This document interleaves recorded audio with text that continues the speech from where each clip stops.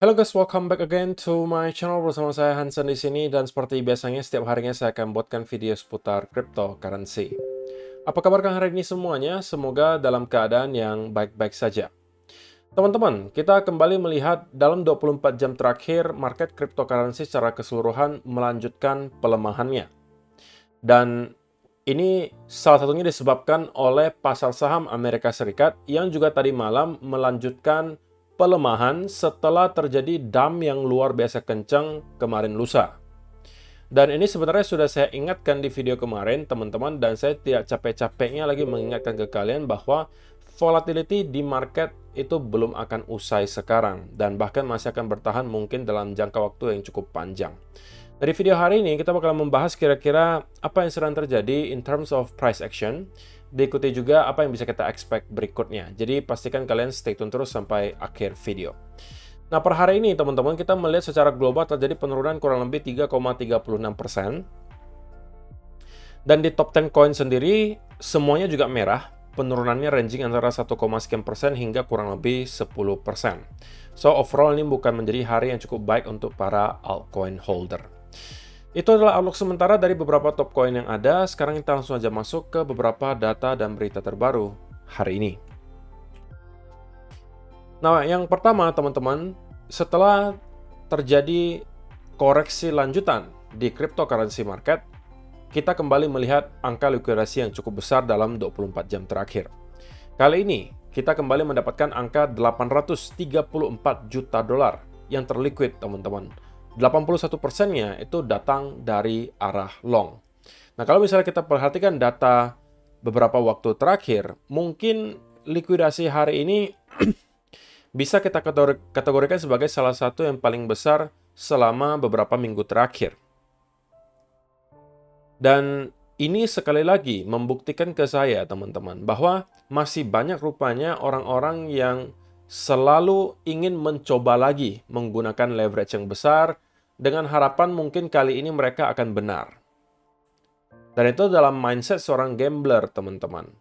Dan saya selalu ingatkan ini ke kalian semua untuk tidak menggunakan leverage ketika keadaan market sedang volatile seperti ini. Kalaupun kalian harus menggunakan leverage, pastikan gunakan leverage dengan sangat bijak. 2-3x saya rasa itu udah lebih dari cukup dalam keadaan market seperti ini. Nah, kalau teman-teman memaksakan menggunakan leverage yang sangat besar, ya kalian kemungkinan besar ya itu termasuk list orang-orang yang terliquid di sini. Nah, kenapa hampir setiap hari teman-teman saya menunjukkan data ini ke kalian? Tujuannya hanya supaya teman-teman teringat kembali untuk sebisa mungkin menghindar dari leverage terlebih dahulu dalam keadaan market yang seperti ini. Dan saya tidak akan capek untuk terus mengingatkan ke kalian, karena saya tahu banyak dari teman-teman itu masih newbie. Terutama kalau teman-teman yang newbie dan mencoba di futures, itu akan sangat berbahaya. Kalau kalian newbie tapi masuknya ke spot, itu masih mending menurut saya. Tetapi kalau kalian masih baru dan kalian langsung mencoba untuk trading di futures tanpa ada pengalaman trading sama sekali, ya mohon maaf ya, kalian berpotensi besar untuk margin call. Apalagi kalau hanya sekedar ikut-ikutan apa yang disampaikan oleh si A, si B, dan si C. Termasuk dari saya, teman-teman. Analisa saya bisa aja salah. Oke, jadi kalian jangan sampai menjadikan apa yang saya sampaikan itu kemudian untuk alat bagi kalian mengambil keputusan buy ataupun sell, apalagi menggunakan leverage. Itu sangat tidak bijak untuk dilakukan. Di sisi yang lain, teman-teman, kita juga melihat bahwa terjadi penjualan yang tidak kecil di spot Bitcoin ETF. Terutama di Fidelity ya, kita melihat ada outflow sebesar 2.130 Bitcoin.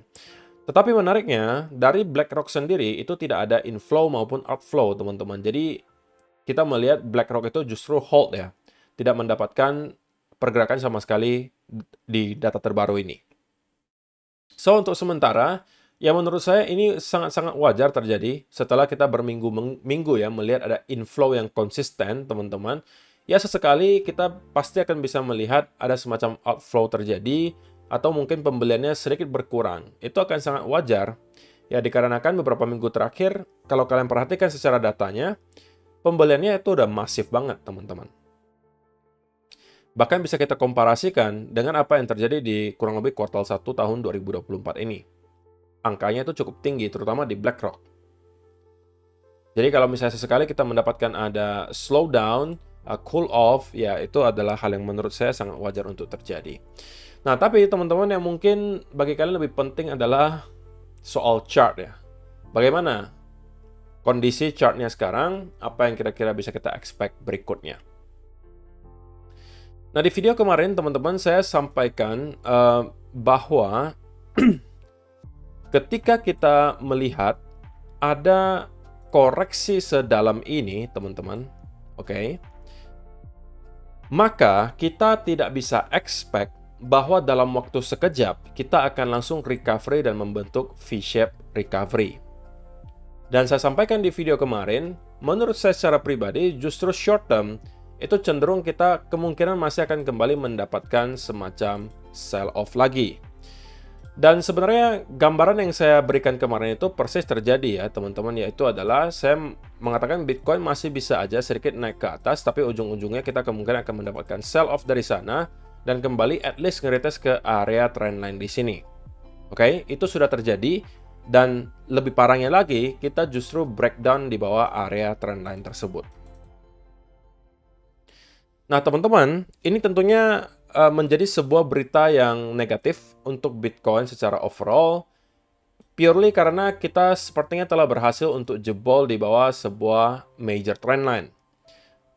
Depends on bagaimana kalian drawing trendline-nya gitu ya. Kalau kalian draw-nya seperti ini, ya mungkin kita masih barely hold di atas trendline-nya. Atau kalian misalnya gambarnya seperti ini, ya kita juga mungkin bisa katakan kita masih hold. Tapi kalau kalian anggap ini adalah trendline yang lebih benar, maka kita bisa melihat bahwa telah terjadi sedikit breakdown dan close di bawah area tersebut. Terlebih lagi, kalau teman-teman lihat, kita closing daily candle kemarin itu sedikit di bawah 97.500.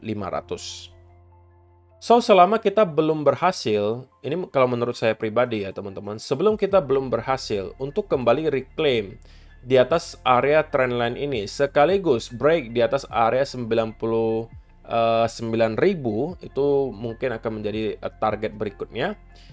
Kalau kita belum berhasil melakukan kedua hal tersebut, saya masih akan skeptis untuk menyatakan bahwa kita telah ketemu dengan bottom.